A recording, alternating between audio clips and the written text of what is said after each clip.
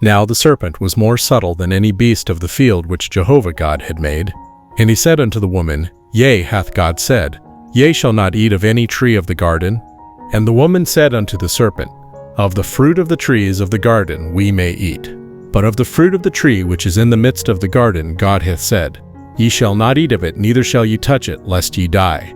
And the serpent said unto the woman, Ye shall not surely die, for God doth know that in the day ye eat thereof, then your eyes shall be opened, and ye shall be as God, knowing good and evil. And when the woman saw that the tree was good for food, and that it was a delight to the eyes, and that the tree was to be desired to make one wise, she took of the fruit thereof, and did eat, and she gave also unto her husband with her, and he did eat. And the eyes of them both were opened, and they knew that they were naked, and they sewed fig leaves together, and made themselves aprons. And they heard the voice of Jehovah God walking in the garden in the cool of the day. And the man and his wife hid themselves from the presence of Jehovah God amongst the trees of the garden.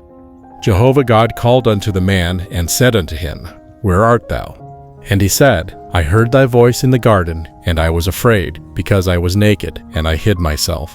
And he said, Who told thee that thou wast naked? Hast thou eaten of the tree, whereof I commanded thee that thou shouldest not eat? And the man said, The woman whom thou gavest to be with me, she gave me of the tree, and I did eat. And Jehovah God said unto the woman, What is this thou hast done? And the woman said, The serpent beguiled me, and I did eat. Jehovah God said unto the serpent, Because thou hast done this, cursed art thou above all cattle, and above every beast of the field. Upon thy belly shalt thou go, and dust shalt thou eat all the days of thy life. And I will put enmity between thee and the woman, and between thy seed and her seed. He shall bruise thy head, and thou shalt bruise his heel. Unto the woman he said, I will greatly multiply thy pain in thy conception. In pain thou shalt bring forth children, and thy desire shall be to thy husband, and he shall rule over thee. And unto Adam he said, Because thou hast hearkened unto the voice of thy wife, and hast eaten of the tree, of which I commanded thee, saying, Thou shalt not eat of it. Cursed is the ground for thy sake, in toil shalt thou eat of it all the days of thy life.